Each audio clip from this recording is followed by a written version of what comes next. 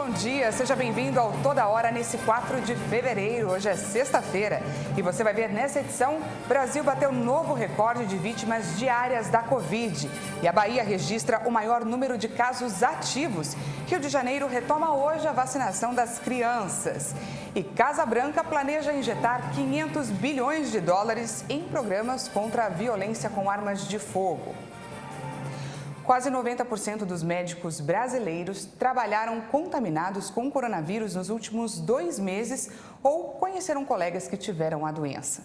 O levantamento foi publicado pela Associação Médica Brasileira com dados coletados dos profissionais de saúde de todo o país entre os dias 21 e 31 de janeiro. A maioria dos profissionais está na linha de frente de serviços públicos e privados que atendem pacientes com Covid. Quem continua trabalhando acaba tendo sobrecarga para repor os serviços dos colegas afastados, com muito esgotamento físico e mental.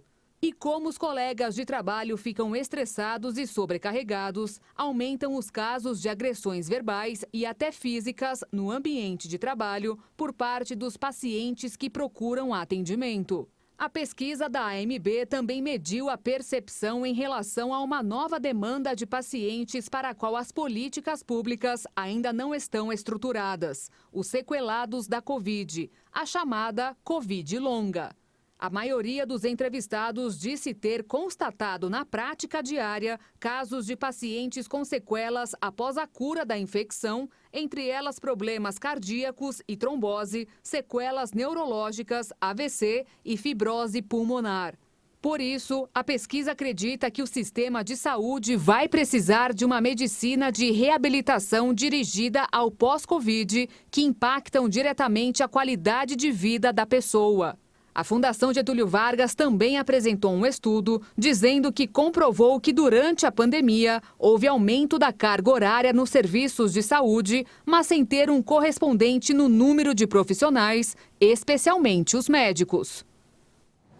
E vamos aos números da pandemia. O Brasil confirmou mais de 1.000 novas mortes por Covid e atinge o maior número de óbitos diários desde agosto de 2021. O total de vítimas passou de 630 mil.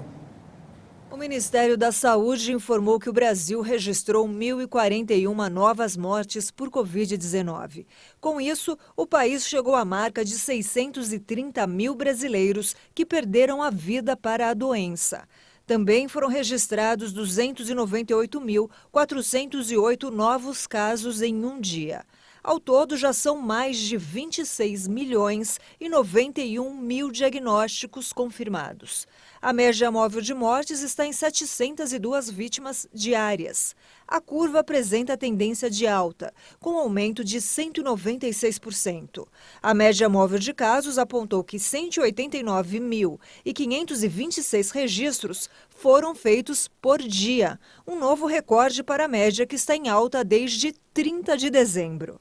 No cenário da evolução da doença por regiões, hoje, 25 unidades da federação indicaram aumento. Apenas 2 estados, o Acre e Roraima, apresentaram estabilidade.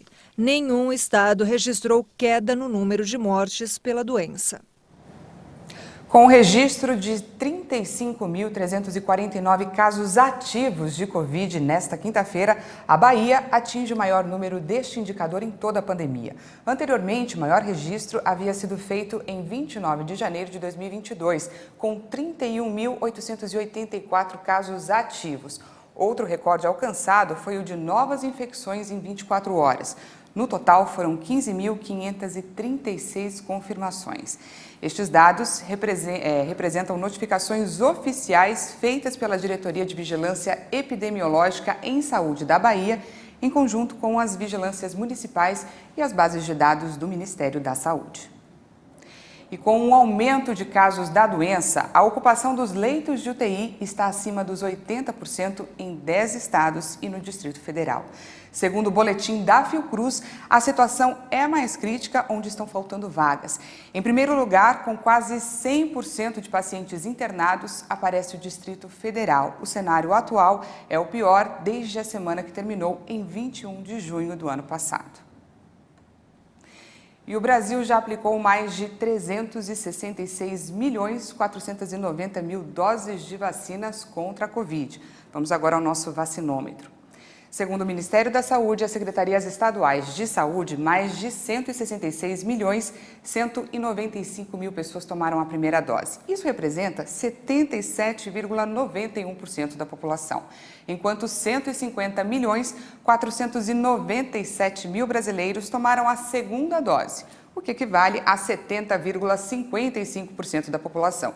E a dose de reforço já foi aplicada em 49.797.000 pessoas, 23,34% dos brasileiros. E o Rio de Janeiro retomou hoje a vacinação infantil contra a Covid. Agora, o calendário segue para a faixa etária dos 6 anos ou mais. E mudando de assunto, a pista central da Marginal Tietê foi liberada para o trânsito de veículos no final da tarde de ontem em São Paulo. A medida foi tomada depois que a cratera foi tapada após o rompimento de um tubo de esgoto da Sabesp, que mede 7,5 km de extensão. A água começou a ser bombeada para um interceptor da rede de esgoto. A atividade é realizada em conjunto por técnicos da Sabesp e da concessionária Acciona. E segundo o governo paulista, o esgoto não será despejado no rio Tietê, não havendo assim nenhum dano ambiental na operação, segundo a Secretaria de Transportes Metropolitanos. Após a conclusão do serviço de concretagem da cratera, foi descartada a necessidade de colocação de estacas para deter a erosão do solo, possibilitando a reabertura da pista central. O prazo inicial era de 10 dias. A Secretaria de Transportes Metropolitanos e a Sabesp afirmaram em nota que a pista central tem condições de segurança para a circulação de carros. Serão instalados tapumes para preservar o local, proteger a população, permitir a limpeza do espaço e evitar que a curiosidade de motoristas pelo trabalho das equipes cause lentidão no fluxo de veículos. Já a pista local, a mais afetada pelo acidente, ainda não tem previsão de liberação. O buraco foi preenchido com 4.000 metros cúbicos de concreto. Foram necessários 650 caminhões betoneira. A quantidade de concreto utilizada poderia erguer 6 prédios de 16 andares. Mais de 220 colaboradores da Secretaria da Sabesp e linha Uni atuaram na realização desses trabalhos. O esgoto de 9 bairros que passava pela tubulação rompida foi transferido para outra rede coletora paralela. O reparo da tubulação ainda não tem prazo para começar, pois será necessário aguardar o término da concretagem e retirada da água que vazou e que será feita pelo poço da obra do metrô, que fica do lado contrário da marginal. A Secretaria Estadual de Transportes informou que os custos extras com rochas e concreto serão pagos pela Acciona, pois já estão inclusos nos riscos de engenharia. O valor de concessão do contrato não vai aumentar. E a Secretaria de Transportes Metropolitanos e a Sabesp divulgaram uma estimativa que serão drenados aproximadamente 170 milhões de litros de material da saída de emergência e dos túneis da obra da linha 6 Laranja do metrô. A Polícia Militar prendeu 16 pessoas e apreendeu armas e drogas na linha vermelha, no Rio de Janeiro. Segundo os agentes do Batalhão de Policiamento em Vias Expressas, os PMs faziam uma ronda na região em Duque de Caxias, na Baixada Fluminense, quando avistaram um comboio de 4 veículos. Eles tentaram abordar os carros que fugiram. Os homens foram interceptados ainda na linha vermelha, na zona norte do Rio, na altura da Infraero. Dentro dos carros foram apreendidos 2 fuzis, 2 pistolas, 3 granadas, 10 carregadores de fuzis, 10 carregadores de pistolas, 3 rádios comunicadores, além de munição e drogas. E mudando de assunto, a sexta-feira será marcada por tempo instável em diversas regiões do país. Tem previsão de pancadas de chuva ao longo do dia, com risco de raios e fortes rajadas de ventos em vários estados. Vamos conferir a previsão do tempo para hoje e também para o final de semana. Afinal, hoje é sexta-feira em algumas cidades do país. Então vamos lá. Em Natal, no Rio Grande do Norte, a máxima prevista para hoje é de 31 graus. No final de semana, o tempo deve continuar firme, com temperatura também de 31 graus. Em Campo Grande, no Mato Grosso do Sul, o tempo deve ficar instável, com máxima de 29 graus e previsão de chuva a qualquer hora do dia. No final de semana, o tempo também vai ficar bastante abafado por lá e a temperatura pode chegar a 31 graus. Em São Paulo, a máxima prevista para hoje é de 28 graus. No final de semana, o tempo deve continuar encoberto, com previsão de chuva a qualquer hora, com máxima de 30 graus no sábado e 28 graus no domingo. E você vai ver a seguir, ao lado do prefeito de Nova York, o presidente Joe Biden pediu pelo fim da violência com armas de fogo no país. Nós voltamos já.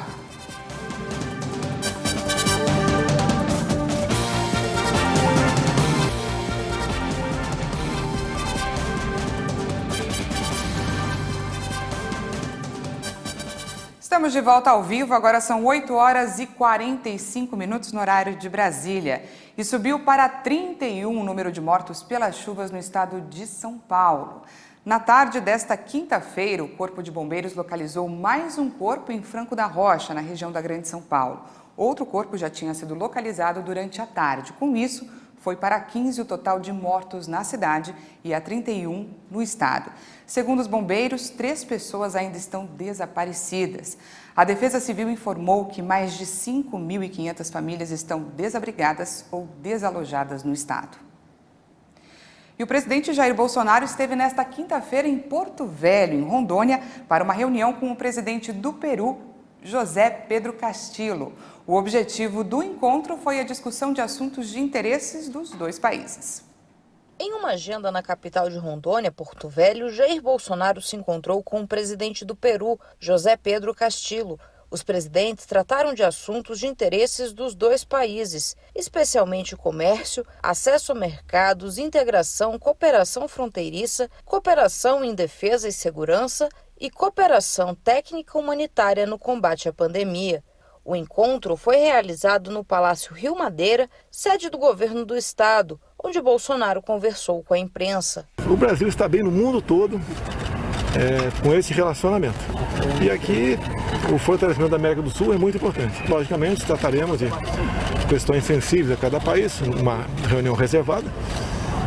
E a expectativa que nós esperamos é que seja um encontro bastante produtivo, onde os dois países tenham a ganhar. Brasil e Peru têm quase 3.000 quilômetros de fronteira. Os dois países mantêm uma importante relação comercial. Só no ano passado, este intercâmbio movimentou mais de 4 bilhões de dólares, o que, segundo o Ministério das Relações Exteriores, representa um aumento de 78% com relação ao movimentado em 2020.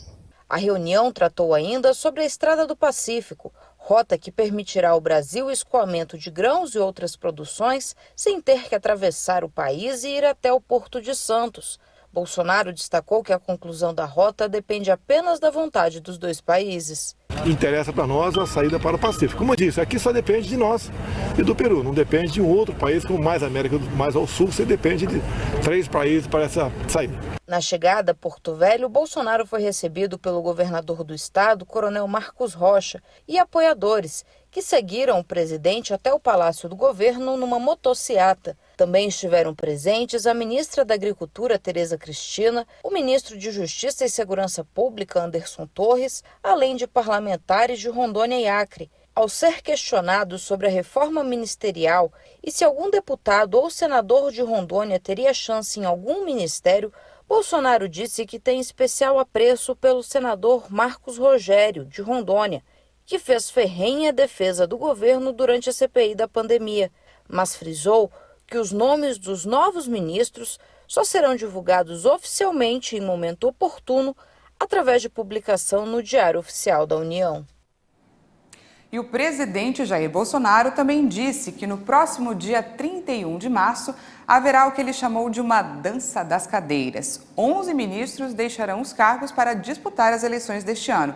O presidente afirmou que não vai adiantar o nome de ninguém que vai sair, nem de quem vai chegar. Todos serão apontados em uma edição do Diário Oficial da União. E governadores e secretários de economia se reuniram para discutir o enfrentamento à pandemia, o piso dos professores e o preço dos combustíveis. Eles voltaram a defender a manutenção do congelamento do ICMS sobre o diesel e a gasolina. A reunião foi realizada em Brasília com o governador do DF, Ibanez Rocha, que é presidente do Fórum Nacional de Governadores, e o governador do Piauí, Wellington Dias. Os demais gestores estaduais participaram através de videochamada. O objetivo da reunião foi discutir o enfrentamento à pandemia, o piso salarial dos professores e o preço dos combustíveis. Recentemente, 21 governadores assinaram uma carta defendendo o congelamento do ICMS sobre os combustíveis por 2 meses, até que soluções definitivas sejam criadas. A saída é, portanto, a proposta de um fundo de equalização dos combustíveis. Aqui sim, de um lado, garante uma queda real, você pode ter a gasolina de R$ 7,00 caindo para cerca de R$ 5,00, né, a partir de uma fonte de receita definida da própria cadeia produtiva da Petrobras, recursos ali de royalties e participação especial, ali relativo à distribuição de lucro e dividendos, dos lucros da própria Petrobras, que estão astronômicos e desse setor, em relação também à própria exportação de petróleo que o Brasil faz com a taxação. Isso garante uma fonte de receita que é capaz de uma solução, não é, duradoura. E esse caminho não invalida o dever de casa que o Brasil tem que fazer. De um lado, ampliar refinamento, garantir aqui no Brasil o refino do petróleo para produzir para sua autossuficiência. Gasolina e principalmente óleo diesel. A importação, são 400 empresas importadoras, principalmente do diesel e também de gasolina, que faz com que o Brasil fique dependendo do mercado internacional. Subiu lá fora, tem que subir aqui. Por quê? Se o Brasil tem petróleo, tem condições de autossustentação. Na oportunidade, o governador do Piauí também apresentou um parecer do Comitê Científico do Consórcio Nordeste, que recomenda o cancelamento dos feriados de carnaval, proibição de festas privadas e ampliação das campanhas de vacinação contra a Covid em todo o país. E no Rio de Janeiro, o presidente da Petrobras, general Joaquim Silva Luna, reafirmou a importância da empresa praticar preços de mercado. A estatal, segundo ele, tem que se comportar como uma empresa privada, até porque não consegue atender todo o mercado brasileiro de combustíveis com as suas refinarias. O diretor financeiro e de relações com o mercado da Petrobras, Rodrigo Alves, afirmou que nos últimos 5 anos a estatal pagou mais de R$1 trilhão em impostos e que esta seria a melhor forma de retorno para a sociedade. E uma incursão das forças militares americanas na Síria levou à morte do líder do grupo islâmico. Abu Ibrahim acabou detonando uma bomba que levava junto com ele, matando também integrantes da família. Durante a noite, sob minha direção, as forças militares dos Estados Unidos executaram com sucesso uma operação de contra-terrorismo para proteger o povo americano e nossos aliados e tornar o mundo um local mais seguro. O funcionário de alto escalão do governo americano disse que o líder do Estado Islâmico morreu durante a operação ao detonar uma bomba que carregava. A bomba detonada por Quraysh também matou integrantes de sua família, incluindo mulheres e crianças. De acordo com Biden, não houve militares feridos no episódio. A operação, com a participação das forças curdas, aconteceu na região de Idlib, onde o antecessor de Quraysh, Abu Bakr al-Baghdadi, foi assassinado em uma missão similar em 2019. Ao lado do prefeito de Nova York, Eric Adams, o presidente americano Joe Biden pediu pelo fim da violência com armas de fogo no país. Em coletiva de imprensa, o democrata falou sobre um programa da Casa Branca para que haja mais polícias nas ruas e estratégias para prevenir a violência, além de leis para combater o tráfico de armas. O presidente dos Estados Unidos, Joe Biden, pediu um basta nesta quinta-feira à violência das armas que abala todo o país. Ao lado do prefeito de Nova York, Eric Adams, partidário da linha dura contra a criminalidade, mas combinada com a adoção de programas sociais para preveni-la, Biden disse: já basta, tudo tem um limite, porque sabemos que podemos fazer algo contra isso, mas pela resistência que recebemos de alguns setores do governo e do Congresso e das legislaturas estaduais e das estruturas organizacionais lá fora. Sabe, prefeito Adams, você e eu concordamos. A resposta não é abandonar nossas ruas. Essa não é a resposta. A resposta é nos unirmos. Até agora, segundo Biden, ao menos 64 menores foram feridos com armas de fogo este ano no país, enquanto 26 perderam suas vidas. Em Nova York, os crimes graves aumentaram 38% este ano, com picos na maioria das principais áreas urbanas. Em linha com o programa apresentado por Adams na semana passada, baseado na intervenção e na prevenção, o plano da Casa Branca é injetar $500 bilhões nas cidades e estados para que haja mais polícia nas ruas e programas para prevenir a violência em nível comunitário, além de mais leis para combater o tráfico de armas. A resposta não é retirar fundos da polícia, é dar as ferramentas, o treinamento e o financiamento para serem parceiros, para serem protetores. E a comunidade precisa de vocês, vocês conhecem a comunidade. A polícia trata todos com respeito e dignidade, por isso pedi ao Congresso que aprovasse um orçamento ainda este ano que forneça a cidades como Nova York e outras mais $300 milhões para o policiamento comunitário.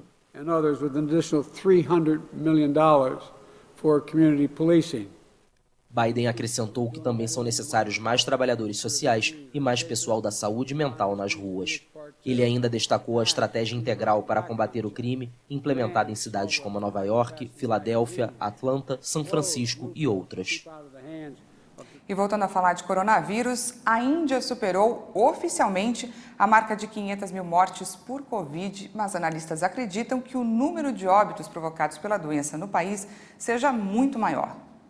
O balanço diário atualizado do Ministério da Saúde indiano registra 1.072 mortes por Covid-19 nas últimas 24 horas, o que eleva o total a 500.055 vítimas fatais desde o início da pandemia. O número de contágios passa de 41 milhões, o que faz da Índia o segundo país do mundo com mais casos registrados, atrás apenas dos Estados Unidos. Os contágios aumentaram recentemente devido à variante Ômicron, mas o ritmo de infecções diminuiu nos últimos dias. O Ministério da Saúde afirmou na semana passada que há indícios de que os novos casos entraram em um platô em várias regiões do país. Para muitos especialistas, a Índia já superou há tempos a marca de 500 mil mortes. Um estudo elaborado no ano passado por um grupo de pesquisadores americanos calculou que entre 3.400.000 e 4.700.000 pessoas morreram no país devido à Covid. E começa daqui a pouquinho, às 9 horas no horário de Brasília, a cerimônia de abertura dos Jogos de Inverno de Pequim. A abertura vai acontecer no Estádio Nacional da China, também conhecido como Ninho do Pássaro. E todo o evento deve durar cerca de 100 minutos. Os detalhes da cerimônia de abertura estão em sigilo até o início das festividades. Mas já podemos esperar, é claro, um grande espetáculo de luzes, fogos de artifício, música e dança. Mais detalhes sobre a cerimônia de abertura e o início das competições dos Jogos de Inverno de Pequim, você confere ao longo da nossa programação.